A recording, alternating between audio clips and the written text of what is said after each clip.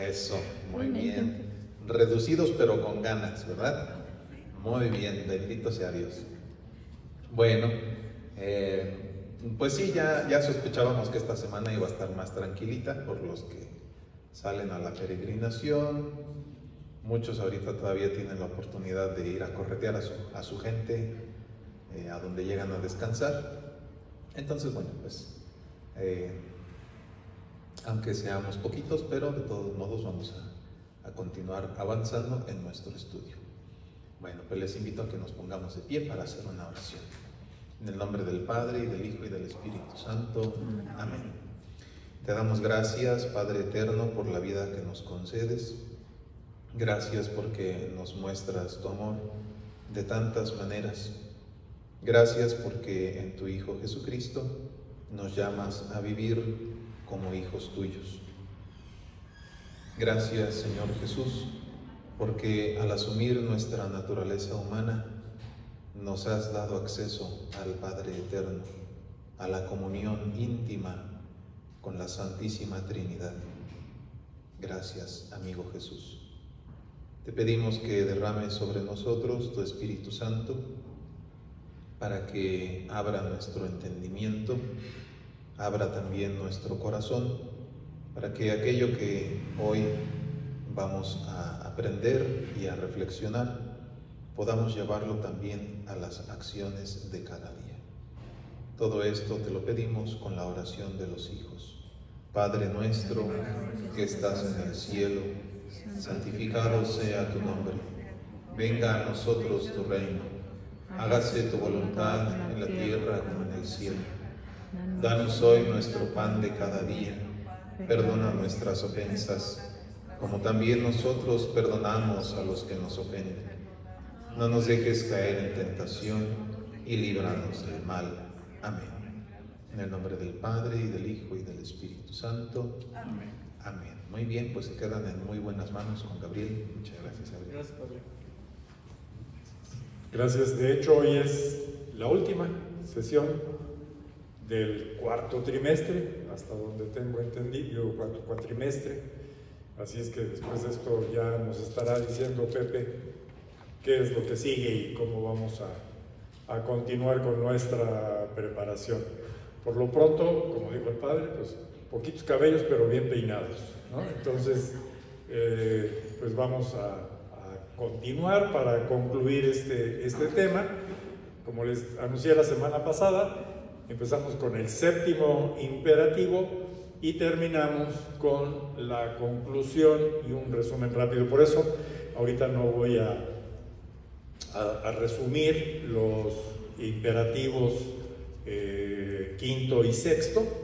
Al final vamos a darle una repasada a todos los imperativos para que nos ubiquemos y recordemos un poquito mejor cada uno de ellos.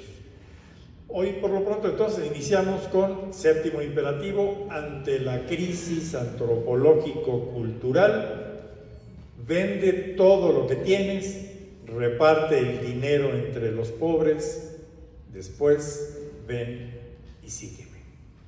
Es lo que el evangelista San Marcos escribe en el capítulo 10, versículo 21 de este evangelio. Y es la parte central de todo este tema, de este imperativo que nos regala el señor obispo dentro de su carta pastoral. Y bueno, los adolescentes y jóvenes, los más disruptivos. ¿Qué es disruptivo? Son los que llegan y rompen, y cambian, y mueven, y hacen las cosas distinto a como las veníamos haciendo. Así son los jóvenes, y bendito sea Dios, qué bueno que sean así los jóvenes, y que pues todo su actuar, todo su trabajo, y sobre todo, por ejemplo, ahora que están trabajando para la misión, pues siempre traen ellos su propio espíritu, sus propias cosas de hacerla, sus propias maneras de hacer las cosas. El contexto familiar en el que se desarrolla el evangelio llamado El joven rico, al que se refiere el título de este este imperativo, es oportuno para valorar la emergencia de 3 sectores sociales emblemáticos y significativos en tiempos de crisis antropológico, cultural y de pandemias. Estos 3 sectores sociales emblemáticos son los jóvenes, son las mujeres y son los pobres.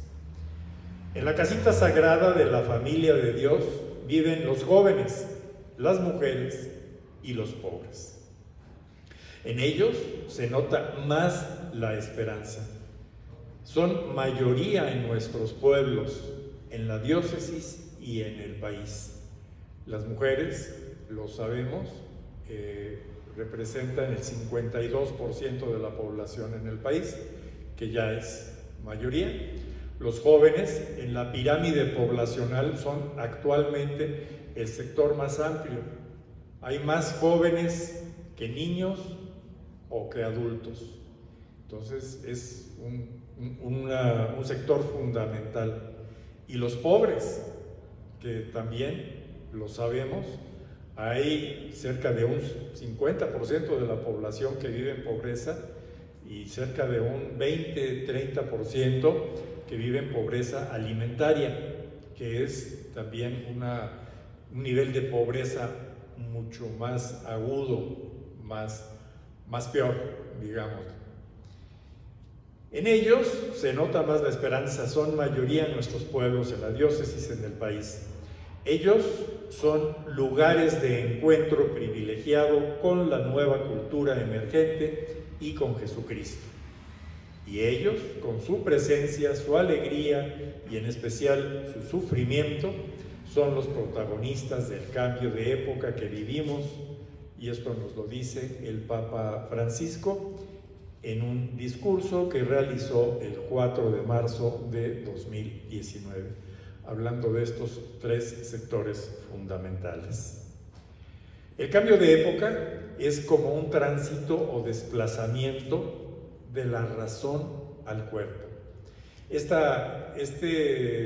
cambio de época que estamos viviendo es esto, precisamente, un desplazamiento de la razón al cuerpo, de la inteligencia racional a la inteligencia sentiente. El señor obispo utiliza este término, que yo presumo que debe de referirse al sentir, ¿no? Más que una inteligencia racional, una inteligencia del sentimiento. Se pasa del razonar al percibir, de la filosofía a la fenomenología, es decir, pasamos de las ideas, del pensamiento a la fenomenología, a los fenómenos que se están sucediendo en nuestra sociedad, de la búsqueda de la verdad a la búsqueda de sentido. No lo encontramos. La sociedad en la actualidad, salud, está perdida y sin sentido, sin un rumbo claro a dónde ir. La búsqueda de sentido, de territorios a culturas, del ver, juzgar y actuar, que es el modo de estudio que utiliza la Iglesia, al tocar, interpretar, transformar, al grado de que se menciona ya en algunos ámbitos: toco, luego existo. De las palabras se pasa a las imágenes móviles. Cada vez es más fuerte, cada vez es más importante la presencia de las imágenes y la ausencia de las palabras. De unas 80,000 palabras que tiene el idioma español, se calcula que los jóvenes están utilizando alrededor de 800 palabras. De 80,000 a 800. Una persona culta se considera que maneja alrededor de 3,000 palabras. Pero ¿qué tal se manejan todos los emojis en las redes sociales y las imágenes y los videos y todo lo que vemos pues en el internet, en el teléfono que todos traemos a mano, en nuestra computadora, es fundamentalmente imagen.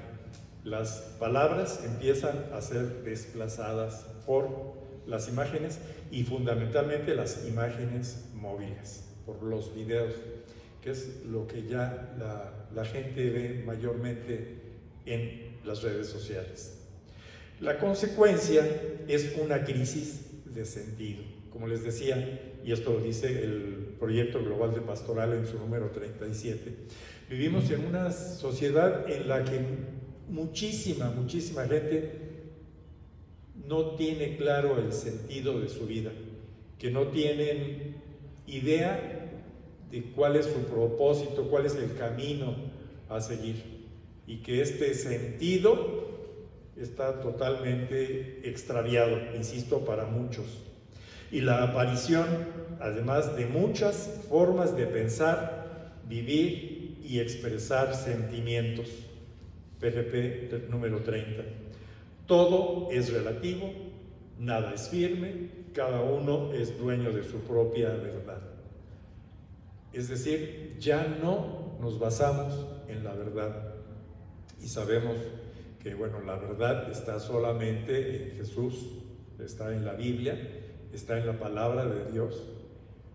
Pero desde el momento en el que la sociedad dejó de acercarse a Dios y que las personas pues ya no consideran a Dios, a la religión, a la espiritualidad como algo fundamental, pues empezó a surgir todo esto relativo, ¿no? Pues yo opino es esto, y si tú opinas diferente, pues tú puede ser también que tengas razón. Ya no hay un fundamento, una base sólida como es la palabra de Dios y la enseñanza para pues el actuar en la sociedad. Todo es relativo. Pues es bueno, depende cómo lo veas, pero pues también es malo. Es positivo, pero al mismo tiempo es negativo. Todo es relativo, incluso hasta la sexualidad, ¿no? Es relativo. Si quieres ser hombre, si quieres ser mujer, ya está en ti decidirlo, ¿no? Entonces, este cambio de época que estamos viviendo, de verdad que es complejo, es preocupante y no se ve a dónde nos pueda llevar finalmente. El Proyecto Global de Pastoral ubica dónde se incuba el cambio de época y nos dice: se cree que en la ciudad está el sentido de la vida, un mejor nivel y bienestar. Actualmente en el mundo el 80% de la población vivimos en ciudades, muy al contrario de hace 100 años, que era una proporción distinta. El 20% estaba en las ciudades y el 80% en el campo, en pequeños poblados, no necesariamente el campo, sino poblados pequeños, comunidades más pequeñas. En este sentido, la iglesia en la ciudad se ha visto rebasada. Está en la ciudad, pero no se ha hecho urbana. Es común ver en las calles rostros de muchas personas que andan como ovejas sin pastor. En este momento hay en la diócesis 120 parroquias, pero hay... Allá son 131, qué mal, me quedé yo bien atrás. Gracias por el dato. Sí, sé que siguieron abriendo. Yo, cuando me quedé, que estaba aquí todavía en la parroquia, eran 105. Luego supe que le subieron a 120. Entonces, 131 ahorita. Gracias por el dato. ¿Y cuántos somos en Querétaro? En la ciudad creo que como 2 millones, ¿no? O 1,5 millones. Entonces, si nos ponemos a sacar cuentas del número de parroquias y el número de personas, de fieles católicos que se supone que existen, pues nos damos cuenta de que efectivamente son pocas las parroquias. Qué bueno que el señor obispo ha tenido como una de sus prioridades el incrementar el número de parroquias y que cada vez estén más cerca de la gente. ¿Por qué? Porque esto, como lo menciona aquí, la pastoral urbana, que es precisamente el fenómeno en el que la gente ya no asiste necesariamente a la parroquia donde vive, sino a la parroquia donde puede, o a la parroquia donde pues iba con sus papás. Entonces ya no necesariamente el trabajo parroquial está con la gente que vive alrededor de la parroquia, que es el fundamento de la creación de las parroquias. Entonces es una situación muy compleja para la Iglesia. Se está trabajando, se está haciendo cosas importantes aquí en Querétaro, fundamentalmente en esta diócesis, con la creación de nuevas parroquias. Pero vemos que adolescentes y jóvenes son quienes más se alejan de la Iglesia, ¿sí? Los adultos, los que somos pues más crecidos, de alguna manera continuamos con este trabajo, con este acercamiento con la Iglesia. Los que más renuncian a las prácticas religiosas y abandonan su fe, insisto, son los jóvenes. Parece una apostasía masiva, silenciosa. ¿Qué es la apostasía? Una renuncia a tu religión, el alejarte, el dejar la religión. Y pareciera lo que sucede con los jóvenes, una apostasía masiva, silenciosa. Por otro lado, se adhieren a nuevas espiritualidades, rechazan a la Iglesia como institución y manifiestan un creciente descontento con sus estructuras y con el antisemitismo de muchos pastores. Dije antisemitismo, antitestimonio. Antisemitismo es otra cosa. Sí, el antitestimonio de muchos pastores. Lamentablemente, los pastores son figuras muy visibles y que pues aquellos que llegan a caer y que llegan a tener conductas no adecuadas, pues son inmediatamente visibilizados por la sociedad. Y estos ejemplos malos, lamentablemente, son tomados por muchos jóvenes para alejarse, como pretexto para decir, pues es que, pues, ¿dónde está realmente lo bueno de la religión? Si los mismos sacerdotes, los mismos pastores son quienes están dando el mal ejemplo. Entonces es muy complicada. A eso agregamos el hecho de que pues es complejo el estudio de la Biblia. En clases de Biblia que estuvimos dando hace algunos años, veíamos, por ejemplo, para los jóvenes cómo se les hace incomprensible en ocasiones el lenguaje utilizado por el apóstol San Pablo, ¿sí? Y San Pablo, pues sí, efectivamente refleja una forma de pensar de cómo se vivía hace 2000 años y pues lo podríamos considerar en esta época como misógino, ¿sí? Como que poco valor le da a la mujer. Si tomamos en cuenta, si consideramos, si nos metemos a estudiar cómo era la sociedad de aquella época, pues nos encontraremos que esa era la forma de pensar. No podemos nosotros estudiar las escrituras, no podemos estudiar la palabra de Dios si no tomamos en cuenta el contexto en el que se está dando. Entonces es importantísimo que los jóvenes conozcan todos estos contextos, conozcan lo que se escribió, la época en la que se escribió y lo que se quería manifestar en aquellos entonces. Para encontrar el sentido de la vida es necesario vender, dar y seguir a Jesús, nos dice el señor obispo en este apartado. La actitud del joven rico que llega corriendo al encuentro con Jesús y arrodillado le pregunta, ¿qué debo hacer? No habla de modo general. No quiere, quiere saber qué es lo que tiene que hacer personalmente él para ser feliz. Por eso Jesús le invita a orientar su vida desde una lógica nueva. Lo primero es no vivir agarrado a sus posesiones. ¿Qué es lo que le dice? Vende lo que tienes. Lo segundo, ayudar a los pobres. Eso que obtuviste de la venta de tus bienes, dáselo a los pobres. Y por último, ven y sígueme.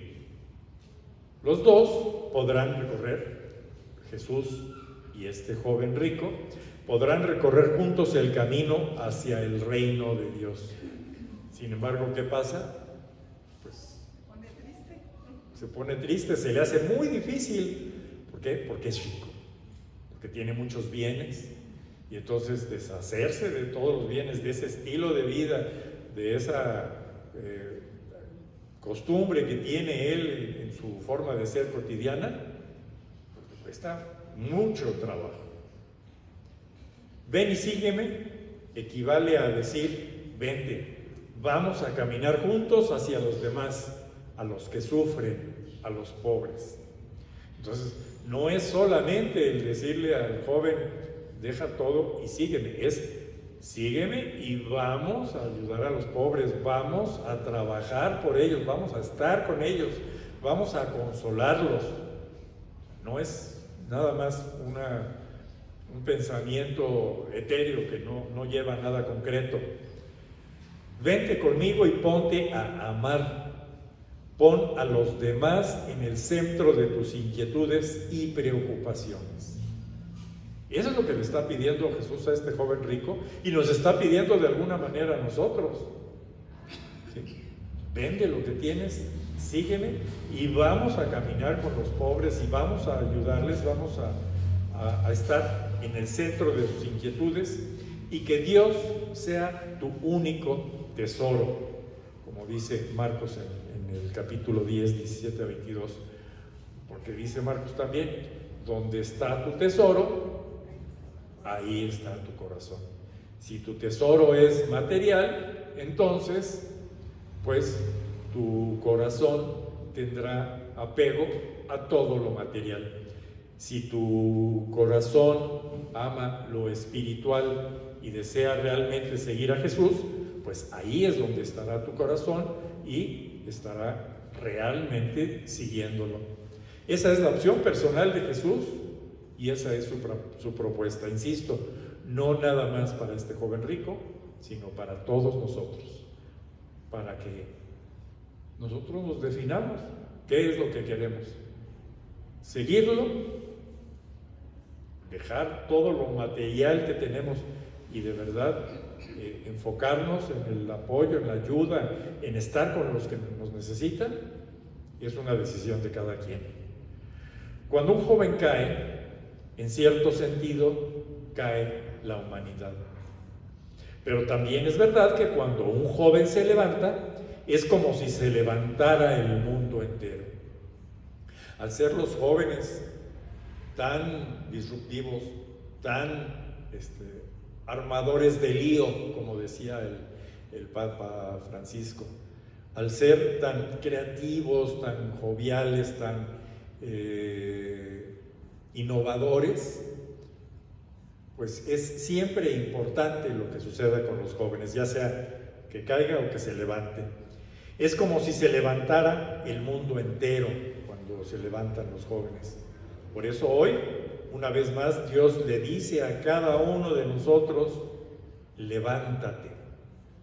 Este es otro mensaje del Papa Francisco en la Jornada Mundial de la Juventud del año 2021. Eso es con respecto a los jóvenes. El otro grupo o sector prioritario que menciona el señor obispo es el de las mujeres, las más resilientes, las que sufren, que son agredidas, que son violentadas y siempre se levantan, siempre están saliendo adelante. He ahí la resiliencia de la mujer. Las mujeres han sido las más afectadas, las más resilientes, las que más han generado esperanza durante la crisis y las que trabajan en los sectores más afectados por la pandemia.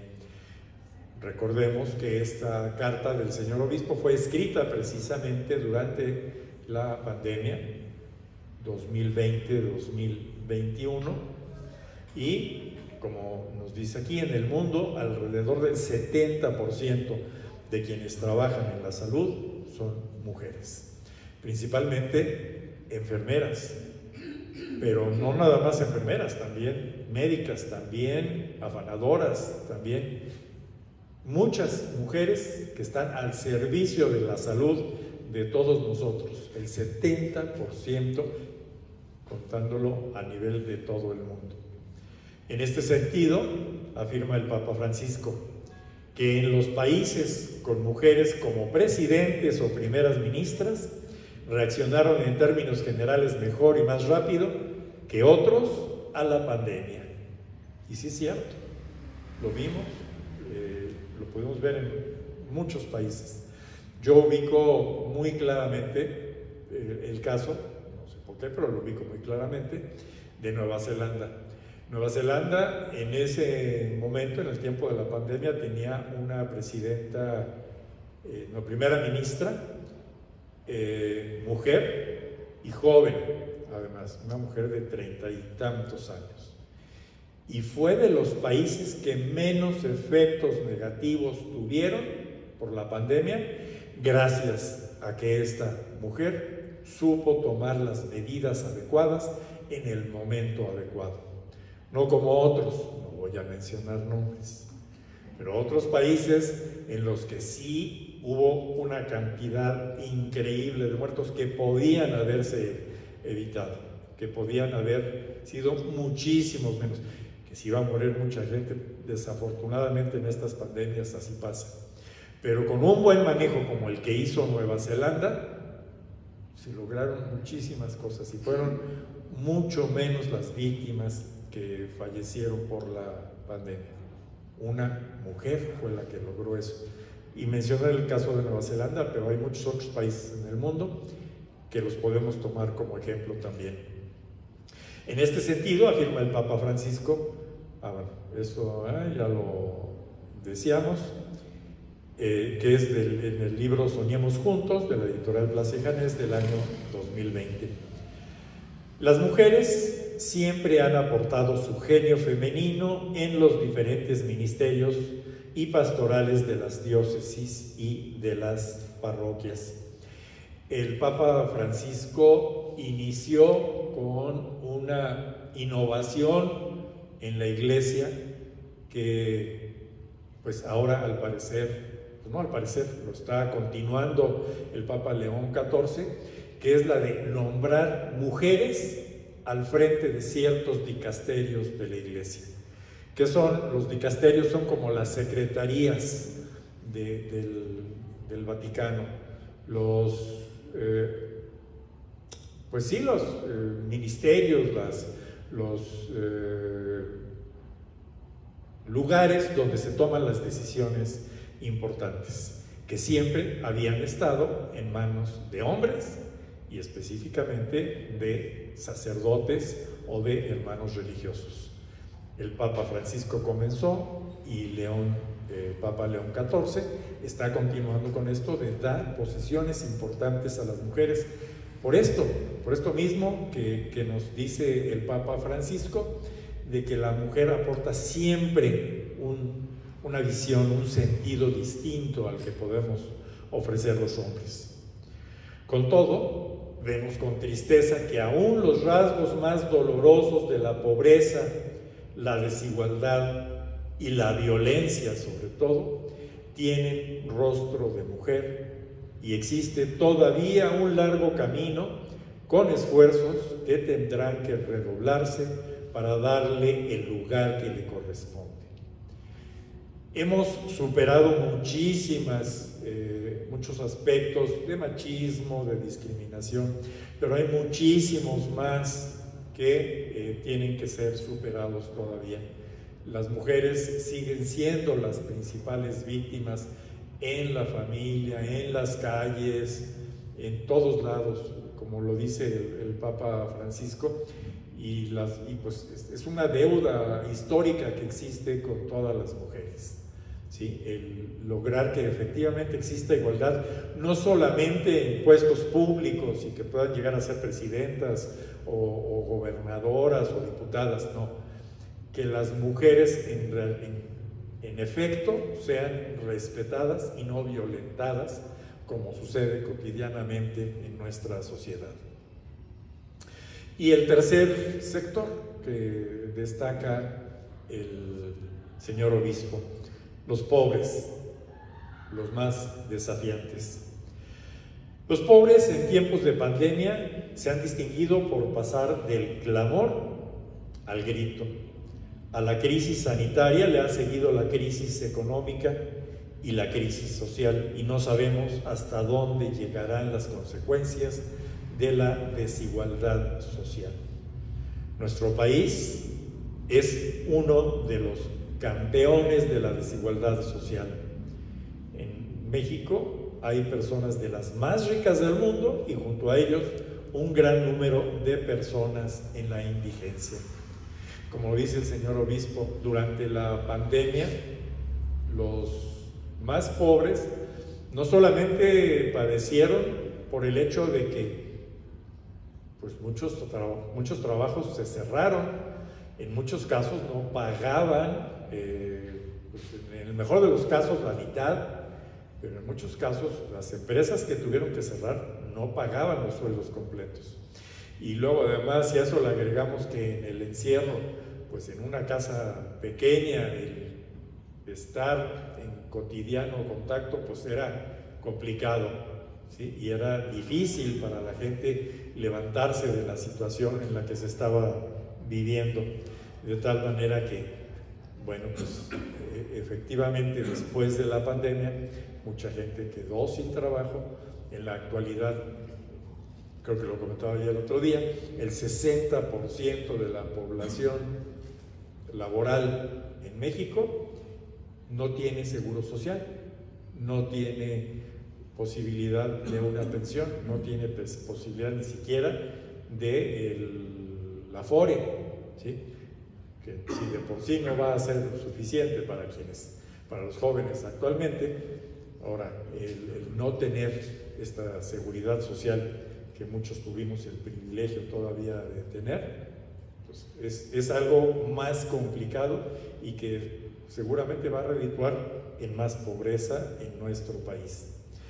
Sin embargo, los pobres son los que con su testimonio nos han enseñado a hacer de las bienaventuranzas un referente para medir nuestro celo apostólico, para valorar nuestro seguimiento de Jesucristo Redentor y para considerar el tamaño de nuestros sueños manifestados en nuestros planes y proyectos pastorales. Es fundamental el acercamiento de la gente que está sufriendo por la carencia, para que encuentren en las bienaventuranzas, que encuentren en la palabra de Dios, en Jesucristo y toda su enseñanza, que encuentren el consuelo y la vida del reino de Dios que puede comenzar a vivirse desde este mundo, si realmente lo buscamos y si realmente lo queremos vivir. Vivir las bienaventuranzas es tener la certeza de que otro mundo es posible, que si ha de haber alguna salida, solo vendrá de los que han hecho de ellas el corazón y el programa de su vida. Eso es lo que nos está recordando el señor obispo. Hemos estado viendo a lo largo de estos imperativos, los 7 imperativos, el que uno de ellos es precisamente dar de comer al que tiene hambre. No podemos nosotros, uno solo, o dos o tres, enfrentarnos a la pobreza de todo el mundo, pero sí podemos apoyar, sí podemos ayudar, y podemos ayudar sobre todo a la gente que vive en pobreza a que se acerque al Señor, que se acerque a la iglesia para comenzar a vivir el reino de Dios en la tierra.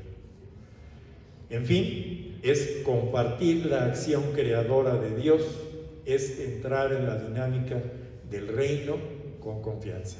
Entrar en esta dinámica desde ahora.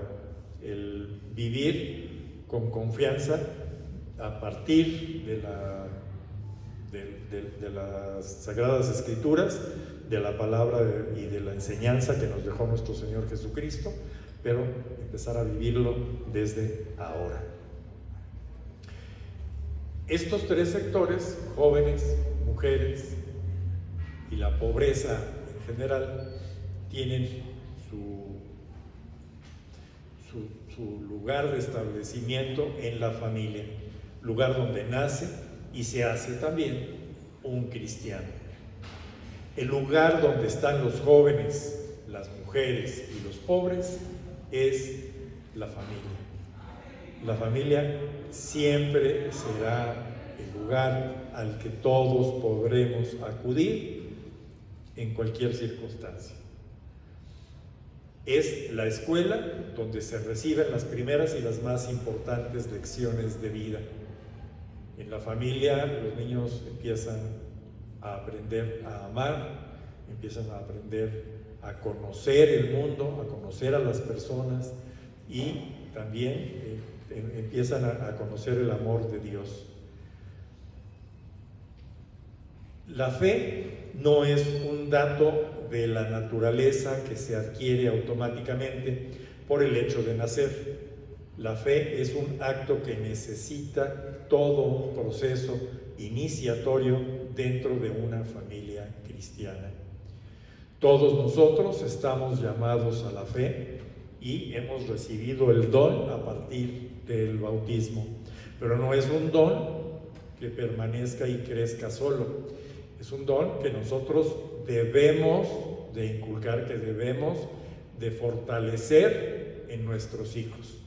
Si nosotros en las familias no inculcamos el amor a Dios, si no inculcamos la fe, los niños van a crecer, como decía hace ratito, como ovejas sin pastor. ¿Por qué? Porque no van a tener el principio fundamental de su vida, que es la fe, y no van a encontrar ese camino que es el que deben de seguir a lo largo de su vida. Solamente si en las familias efectivamente se educa en la fe, es como se va a poder crecer y cambiar a esta sociedad. Ya Tertuliano lo decía, el cristiano no nace, se hace. Si yo vivo en una familia atea, en una familia incluso de delincuentes, pues yo voy a aprender a ser delincuente y no voy a creer en Dios y no voy a tener una creencia y a veces ni una moral siquiera. Entonces el cristiano tampoco nace, sino que se hace, y se hace en la familia. Y este hacerse ocurre en la mediación de una familia y de una comunidad cristiana. Si no solamente la familia, sino además la familia convive, está en ese entorno cristiano, será muchísimo más fácil que pueda crecer, que pueda desarrollarse en el cristianismo. La familia atraviesa una crisis cultural profunda, que es especialmente grave porque, lo sabemos, es la célula básica de la sociedad, donde se aprende a convivir en la diferencia y donde los padres transmiten la fe a sus hijos. Esto, si no está sucediendo, es precisamente la causa de esta crisis cultural que estamos viviendo. Los padres ya no educan en la fe a sus hijos. ¿Cuántos ejemplos conocemos de que llega el niño, la niña, hace su primera comunión no se vuelven a parar en la iglesia hasta que cumple 15 años, en el mejor de los casos. Ya no digamos casarse, que ya no es, está dentro del proyecto de vida de los jóvenes. ¿Y de dónde surge este problema? Pues precisamente de que los padres no inculcaron en los niños ese amor a Dios, esa fe en Dios, en Jesucristo, y esa vivir el cristianismo en la iglesia. Entonces, pues ahí está la esencia de esa crisis cultural que vive en este momento la sociedad. Algunos sociólogos hablan del fenómeno inesperado de la revalorización de la familia. Dentro de ese relativismo que hablábamos hace un momento, pues está también el de la familia. Ya no, el concepto de familia ya no es el que nosotros vivimos y el que conocimos antaño. Actualmente ya la familia incluso es una persona con perrijos, ¿sí? Y ya así en muchos lados se le considera que puede llegar a ser esa una familia. Pues en una sociedad tan fragmentada y caótica como la occidental, es decir, todo este lado del mundo, de Europa y América, la familia es uno de los pocos lugares de integración total donde las personas pueden crecer y desarrollarse de manera saludable. Y relativamente, porque en muchas sociedades, en muchos países, insisto, en Europa, en Estados Unidos, en Canadá, los jóvenes, y en México sucede también ya en muchos casos, los jóvenes crecen, maduran y se van. Y muchas veces es para ya nunca volver a tener el contacto con la familia, a pesar de que la familia es el lugar donde siempre podremos acudir, ¿sí? Pero es un hecho que pues, los jóvenes están tomando pues, su camino y no necesariamente es bajo los lineamientos que nosotros les hemos dado. Afortunadamente hay muchos casos que son excepción, pero es algo que está sucediendo en la sociedad. En una sociedad donde el empobrecimiento de las relaciones lleva al hombre a un callejón sin salida, la familia es uno de los pocos lugares donde las personas pueden encontrarse, no en virtud de unos intereses funcionales, sino en una relación cálida de afecto desinteresado. Un fenómeno que pues, es observable también en muchos casos es que la familia, bueno, están los padres, están los hijos y están los nietos. En muchos casos, cuando los padres mueren, ese primer eslabón, entonces los hijos comienzan a separarse, ¿sí? Y de esas familias inmensas que teníamos de repente reuniones de 150, 200 de la familia, pues ahora ya es complicado, ya cada hijo agarra su camino y pues se pierde esa cohesión que debe de existir en la familia. Ojalá que podamos seguir rescatando en la sociedad actual, en este cambio de época que estamos viviendo, ese valor tan importante que representa la familia. Y bueno, pues el signo profético dentro de este séptimo imperativo es la casa club joven. Tenemos tres sectores, que es las mujeres, los pobres y los jóvenes, ¿no? Jóvenes, mujeres y pobres. Está estableciendo el señor obispo como casa, como signo profético, la casa del joven. ¿Por qué? Porque es el elemento fundamental que puede hacer crecer la iglesia, crecer a la familia, crecer a la sociedad, que entre a un ámbito mejor. Y bueno, dentro de los jóvenes están también las mujeres y están también pobres. Y el trabajo de los jóvenes es también en esos ámbitos. Entonces, hasta ante este imperativo, nos pregunta el señor obispo, ¿qué podemos responder a Jesús? Una respuesta ya es la casa del joven, que está aquí en la planta alta, y nos pide también reflexionar en 5 criterios indispensables para establecer la casa del joven. Bueno, pues creo que ha sido importante, ha sido muy fructífero, por lo que yo he podido observar. Seguramente ustedes lo han visto mejor que yo, el que en efecto los jóvenes trabajan, se reúnen, están desarrollando actividades permanentemente y, lo repito, están ya ahorita otra vez en una misión joven, que es de las cosas que se necesitan, ¿no? Entonces, de estos criterios indispensables, pues ahí los tenemos. ¿Qué hace falta a veces? Pues esa comunicación intergeneracional, que los jóvenes también estén en contacto con los que ya vamos mucho más adelante, y que nosotros también aprendamos a escuchar mucho mejor a los jóvenes, que siempre tendrán algo importante que decir.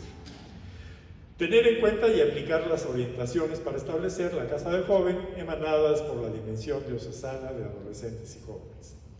A partir de este imperativo, ¿qué podemos hacer en nuestras parroquias para establecer la casa del joven? Pues ya está, ¿no? Lo que podemos hacer es, pues a veces incluso ponernos a la orden de los jóvenes y decirles qué necesitan, en qué les podemos ayudar. Nosotros estamos en otra cosa, pero quisiéramos ayudarles, ¿en qué? ¿No? Creo que es una forma en la que pudiéramos ayudarles. Y entonces, este es toda la... ¿Cómo era la propuesta? Ya me perdí. Sí, la contemplación.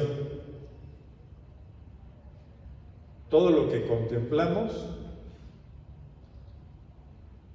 ha sido hasta aquí. Recordamos que fue primero el ver, luego el juzgar y luego el actuar. Entonces, ya contemplamos cuáles son todos los problemas de la sociedad. Ya el señor obispo nos dejó ver cuáles son los imperativos que debemos de seguir y cada uno de los signos proféticos que representa a cada uno de estos imperativos. Entonces, ahora viene la propuesta.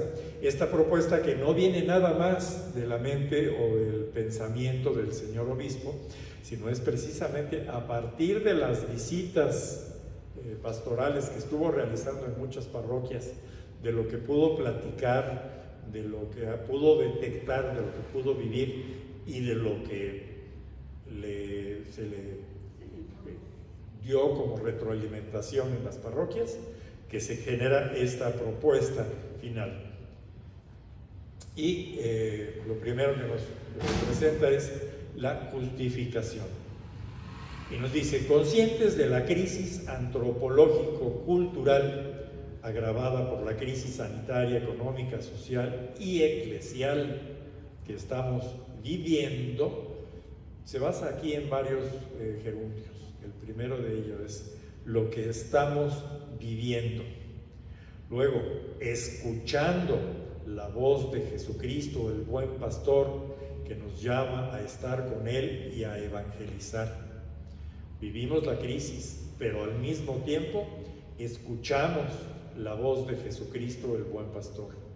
Siguiendo el proceso del plan diocesano de pastoral, seguimos, vivimos el problema, escuchamos, seguimos el plan diocesano de pastoral 2017-2025, nos decía en esta carta.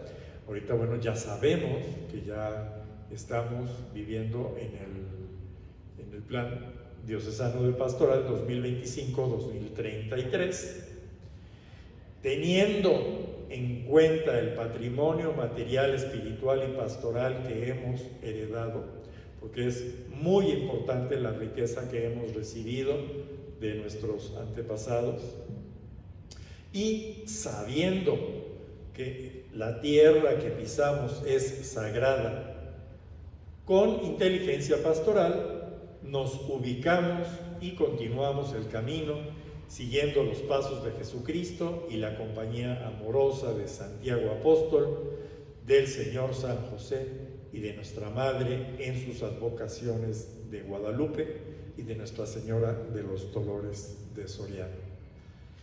Este planteamiento inicial que nos hace el señor obispo nos da ya una muestra de hacia dónde vamos, de qué es lo que queremos, de cómo debemos caminar hacia adelante.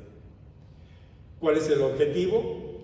Redescubrir y consolidar la alegría y la belleza de evangelizar caminando juntos en sinodalidad de Guadalupe al Redentor. Todos ustedes lo saben, pero lo recuerdo de cualquier manera, de Guadalupe, que en el año 31 cumple 500 años de las apariciones, al Redentor, que en el año 33 se cumplen precisamente de la redención que nuestro Señor Jesucristo vino a darnos. Entonces es este caminar juntos para llegar a estos momentos históricos de los 500 años de la aparición de la Santísima Virgen de Guadalupe en México y la redención gracias a la pasión, muerte y resurrección de nuestro Señor Jesucristo. Entonces, caminar como iglesia bautismal, sinodal y en salida misionera para aplicar nuestro plan diocesano de pastoral y seguir construyendo la casita sagrada que la Virgen de Guadalupe nos ha venido a solicitar. Ahí está el objetivo que nos plantea el señor obispo. El lema, el mejor servicio al hermano, es la evangelización. Es el nombre de la carta pastoral y es lo que nos estuvo insistiendo durante todos estos años. El signo, pues la casita sagrada es el signo fundamental y que es la casa del Padre. ¿Cuál es el recurso pedagógico? La peregrinación, el camino seguro de sinodalidad, esta peregrinación que se reflejará mañana en esta parroquia, como lo comentaba el Padre Leo hace unos momentos, en el que en sinodalidad va a salir la parroquia a catedral para ganar la indulgencia. ¿Sí? Entonces, mañana la parroquia de la Divina Pastora se adhiere a esta peregrinación que nos pide el señor obispo que hagamos y que se fue dando a lo largo de los meses entre los diferentes comisiones, entre las pastorales, siempre es ¿cómo les dice ahora? Las urgencias, no las... O sea, las prioridades, sí, las 3 prioridades diocesanas. Entonces, diferentes grupos, movimientos de la diócesis hemos hecho esta peregrinación, algunos en más de una ocasión, y bueno, pues, el día de mañana corresponde a la parroquia. Entonces, el camino seguro de sinodalidad, la piedad popular, el camino de Guadalupe y el Redentor.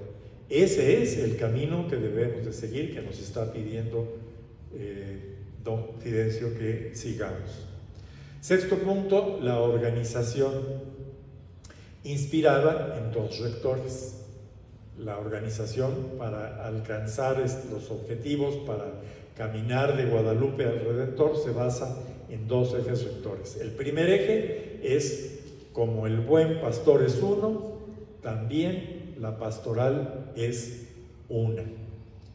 Y he ahí la espiritualidad de comunión, la sinodalidad, en la que no es ese grupo, no es ese otro grupo, no es yo soy de acá y tú eres de allá, sino que como el buen pastor es uno, también la pastoral de la iglesia es una. Y el segundo eje, llamó a los que quiso para estar con él. Comunidad, que es la comunidad, y para evangelizar, que es la misión. Son dos caras de la misma medalla, la comunidad y la misión. Se desarrolla, se realiza la misión y a partir de la misión se van integrando las comunidades y las comunidades se integran a la actividad parroquial y caminamos en comunidad también juntos de Guadalupe al Redentor. Séptimo punto, criterios.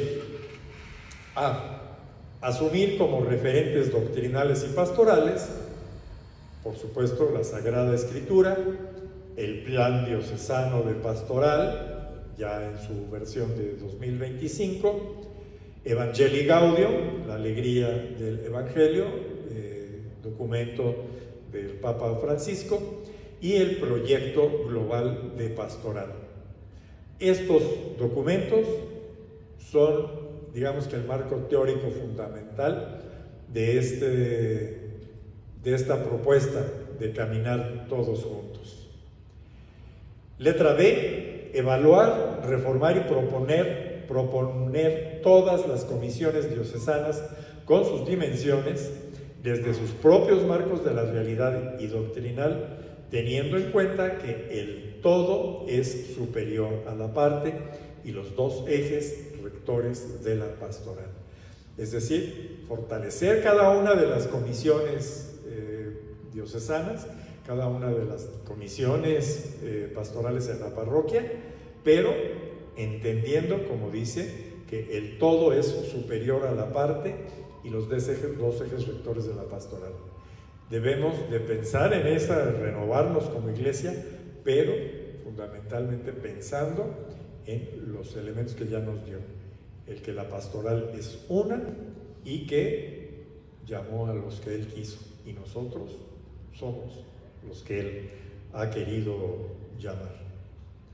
Letra C, asumir y proponer la peregrinación como la experiencia ordinaria de nuestra iglesia diocesana, como camino de Guadalupe al Redentor a corto, mediano y largo plazo, del 2022 en que se edita, que se publica esta carta pastoral, al 2033, que es también la fecha en la que concluye el plan diocesano de pastoral en esta etapa, como el modo de incidir en la sinodalidad y como el medio para aplicar las opciones pastorales del proyecto global de pastoral, los misterios del rosario y las prioridades diocesanas. Entonces, insiste el señor obispo, nos recuerda, nos insiste en el hecho de que la peregrinación es esa forma de sinodalidad, esa forma de caminar juntos, de estar integrados todas las pastorales. Letra D, incidir siempre en la construcción de la casita sagrada, por medio de promover y fortalecer las pequeñas comunidades o círculos bíblicos en todas las parroquias, cada una según su proceso. Es importante y por eso es necesario que haya frecuentemente la misión y que a partir de la misión se vayan generando esas pequeñas comunidades, que esas pequeñas comunidades perseveren y persistan en el estudio, en el compartir, en la Eucaristía, que sean unas verdaderas comunidades. Lamentablemente no todas pueden permanecer, pero lo importante es que perseverar y seguir buscando y seguir acudiendo a la misión para formación después de estas pequeñas comunidades para construir la casita sagrada. Letra E, promover y fortalecer los 8 signos proféticos propuestos en esta carta a corto, mediano y largo plazo, teniendo en cuenta el proceso y el paso de cada parroquia. Esto es algo que también nos ha recalcado mucho el señor obispo. Es lógico, es entendible que cada parroquia lleva un proceso diferente. Hay parroquias que tienen una estructura muy grande y que tienen todas las pastorales y que tienen un ejército de cientos de servidores. Bueno, no todas las parroquias están en esos casos. Muchas de las parroquias nuevas que se crearon en los últimos años, pues están en ese proceso de crecer y no se les puede pedir que de entrada tengan todas sus pastorales y creen todas las casitas sagradas, en fin, ¿no? Entonces, considerar siempre el paso de cada una de las parroquias. Letra F, fortalecer la sinodalidad y la espiritualidad de comunión misionera de la vida consagrada. También muy importante, resalta el señor obispo, fortalecer la sinodalidad y la espiritualidad de comunión misionera de la vida consagrada en la Iglesia diocesana, buscando siempre la unidad en la diversidad. Es en ese sentido importantísimo la presencia aquí de las hermanas, que son un reflejo precisamente de esa sinodalidad de la vida consagrada y de esa comunión, de esa espiritualidad de comunión que se requiere en la Iglesia.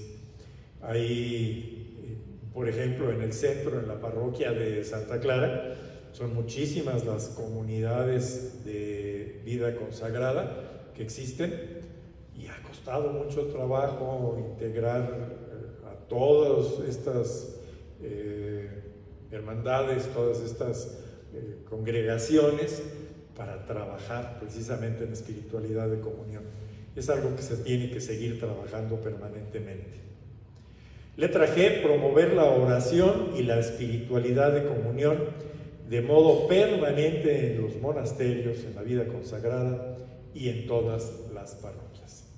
Ya lo hemos comentado en los temas anteriores y hoy es digno de recalcarse, siempre la oración nos mantendrá en cercanía y en contacto y en comunicación directa con nuestro Señor, y es algo que no debemos de dejar a un lado. Letra H, involucrar en los procesos de evangelización a las pequeñas comunidades, los círculos bíblicos, los movimientos, los grupos laicales, asociaciones, etc. Es decir, ¿quiénes deben realizar la misión? Todos, como dice aquí, las pequeñas comunidades, círculos bíblicos, todos. Es importante que participemos en la misión. Letra I, seguir los 13 pasos que proponemos para construir la casita sagrada con buenos cimientos, que son pasos que se dieron a conocer en cada uno de los imperativos. A partir de esto, el señor obispo desarrolló un calendario, el señor obispo y todo el equipo de sacerdotes que colaboraron con él para esta carta pastoral, diseñaron un calendario, unas jornadas de trabajo para construir la casita sagrada, con actividades a realizar desde el 2021 al 2033. Y a partir del 2021 empezaron a proponerse diversas actividades, diversos talleres que debían de ser pues primero instruidos por la pastoral profética diocesana y a partir de allí reproducirse en las parroquias. Y así ha sido cada año. En el año 2025 el proceso, a cada año le fue poniendo como un proceso de la construcción, desde el aplanado del terreno o la selección del terreno, y en el año 2025 dice limpieza y trazo en el terreno. O sea, ya estamos en ese proceso en el que estamos comenzando a ver cómo va a ser esa casita sagrada. Nos dice que para este año el evento clave de sinodalidad es el taller Construimos una iglesia misionera y evangelizadora, Y los objetivos estratégicos por elaborar es la presentación de la quinta etapa del Plan Diocesano de Pastoral 2025-2033, que se realizó en febrero de este año, en Amialco fue, ¿verdad? Y allí ya tenemos pues vigente desde ese momento el Plan Diocesano de Pastoral 2025-2033. Conclusión: Jesucristo, el buen pastor, Señor San José y la Santísima Virgen, en su advocación de los dolores de Soriano, serán nuestros principales animadores en esta peregrinación de Guadalupe al Redentor. Recordemos que el señor obispo nos está manejando todo este proceso como una peregrinación, al mismo tiempo que es la construcción de la casita sagrada. Ellos nos ayudarán a redescubrir que la casita sagrada es la casa de la escucha, que lo veíamos en la primera sesión, la casa de pastoral, la casa de la comunión, la casa samaritana, la casa de la caridad, la casa de la paz, la casa de la espiritualidad, la casa de los jóvenes y la casa común donde vivimos todos. ¿Cuál es esta casa común donde vivimos todos? Pues esta tierra, este planeta donde nos tocó vivir, que es responsabilidad de todos el cuidarlo y el sacarlo bien adelante para dejarle algo digno a nuestros hijos. Estas casas son signos proféticos generadores y articuladores de otros tantos signos que nos confirman la convicción de que ante las crisis y las pandemias de ayer, de hoy y de siempre, el mejor servicio al hermano es la evangelización. Y este es, digamos que, el punto conclusivo de la carta pastoral, la primera carta pastoral del señor obispo, y que pues nos lleva a continuar nuestra formación con la segunda carta pastoral que él ya hace un par de años también publicó y nos presentó en la diócesis, y que pues es importante seguir estudiándola y conociendo. Entonces, esto es en general la carta pastoral. Voy a hacer una breve repasada para que recordemos de forma breve y muy rápida qué es lo que vimos a lo largo de estas 7 semanas. Antes, nada más quisiera yo preguntar, ¿alguien tiene algún comentario, algo que agregar? ¿Una pregunta? Muy bien, entonces vamos a estas 7 imperativos. La primera parte nos muestra en la contemplación que contemplemos y escuchemos las luces, sombras, gritos y silencios que surgen de la actual crisis antropológica, cultural y de las pandemias. Están estos 4 aspectos que fueron de los elementos que nos presentó el obispo como prioridades, y el signo profético que fue la casa de la escucha en esta primera parte. Luego viene el primer imperativo, que es: ante las pandemias de ayer, de hoy y de siempre, arrepiéntanse y crean en el Evangelio.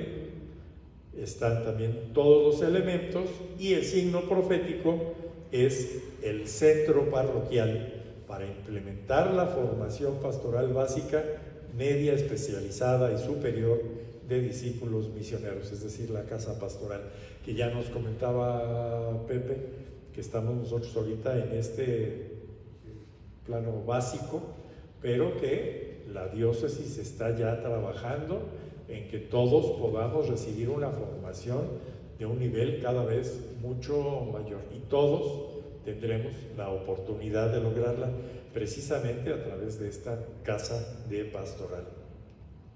El segundo imperativo, ante las pandemias de ayer y de hoy y de siempre, vayan y anuncien el Evangelio. Otro aspecto muy importante que nos presenta también 3 desafíos y el signo profético de la casa de la formación. Sí, la casa de comunión que está abajo. Entonces dice el signo profético: promoción, formación y acompañamiento de pequeñas comunidades de discípulos misioneros, círculos bíblicos, de sacerdotes, seminaristas, vida consagrada, movimientos apostólicos, niños, adolescentes, jóvenes, mujeres, familias, etc. Todos juntos en la casa de la comunión. Tercer imperativo: vayan y curen. El signo profético es la casa samaritana, que, bueno, pues ya lo comentábamos, aquí en nuestra parroquia está trabajando ya gracias al dispensario que llevan Alicia y Mónica Citlali, su hija. El cuarto imperativo, ante las crisis de hambre y de pobreza, denles ustedes de comer. Algo que mencionábamos también ya hace ratito y que implica el ser creativos, el conocer cómo es que vamos a ayudar a la gente que lo está necesitando, cómo les vamos a dar de comer, cómo vamos a compartir con ellos a través de la Casa Parroquial de la Caridad, que a través de Cáritas pues está generando acumular, el recibir despensas que pues mucha gente trae para llevar estos alimentos a gente que los requiere en el territorio de la parroquia. El quinto imperativo: dense fraternalmente la paz, es el imperativo, y tiene también sus desafíos. Y finalmente el signo profético es la casa parroquial, construyendo la paz capaz, como dice aquí, pues en este salón donde están las criptas, que bueno, allí encontraremos ya la verdadera paz, pero también se trata de construir la paz con nuestras acciones aquí en este mundo en el que estamos viviendo. Y el sexto imperativo, ante la crisis eclesial, hagan esto en memoria mía.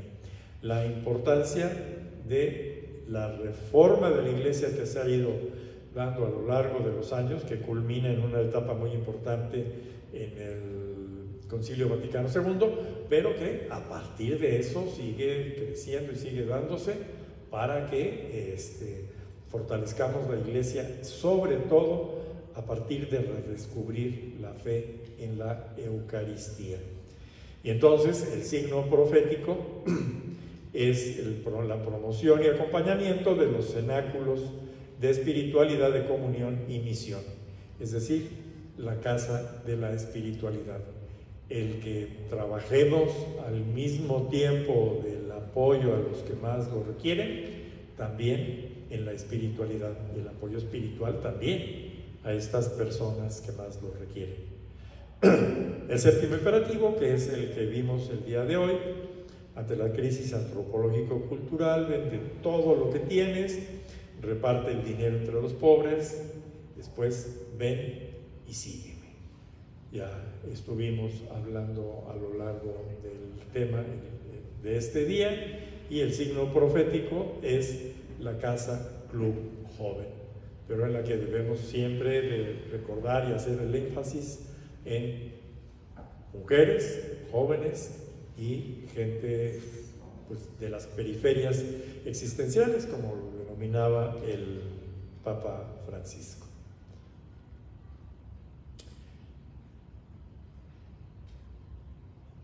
Caminando de Guadalupe al Redentor, proponemos, para aprender a mirar a corto, mediano y largo plazo, una visión general, un diseño de las jornadas, o sea, todo lo que se manejó en esta propuesta que se está haciendo, y en la cual la conclusión es que las casitas sagradas serán sencillamente signos proféticos generadores y articuladores de otros tantos signos.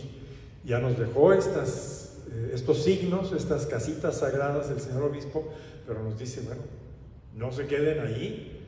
Si ustedes ven o tienen más necesidades en su comunidad, en su parroquia, pues sean creativos y desarrollen más casitas sagradas, desarrollen más signos proféticos que ayuden a desarrollar una mejor labor de la Iglesia en nuestros tiempos. Los ejes rectores, como el buen pastor, uno es también la pastoral, es una. Llamó a los que quiso para estar con él y para evangelizar. Este es, por cierto, el nombre de la segunda carta del señor obispo.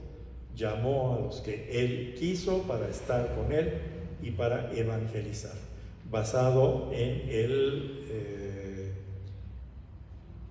el Evangelio de Marcos, en el capítulo 3, versículos 13 y 14.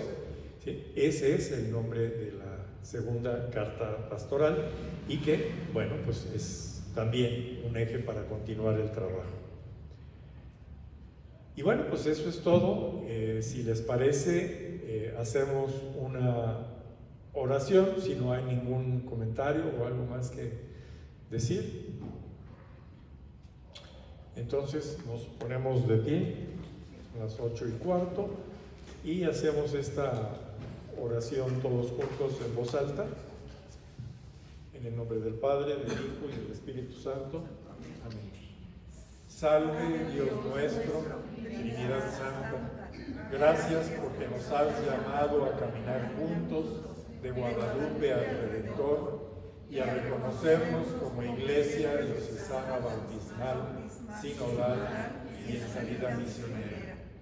Renuévanos con tu Santo Espíritu para proclamar con entusiasmo renovado que Jesús es el Evangelio de Dios, que evangelizar es la identidad más profunda de la Iglesia y que el mejor servicio al hermano es la evangelización.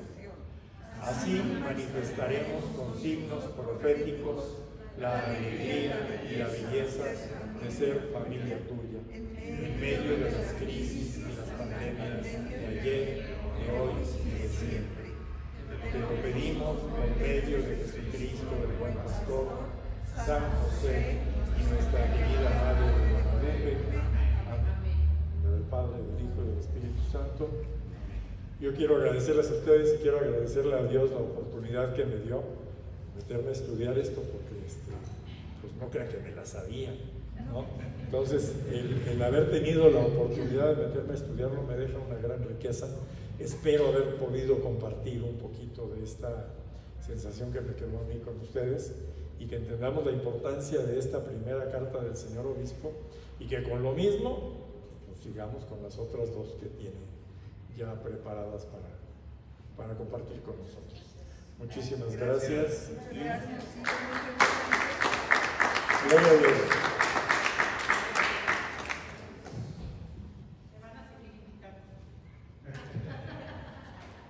Sí, bueno.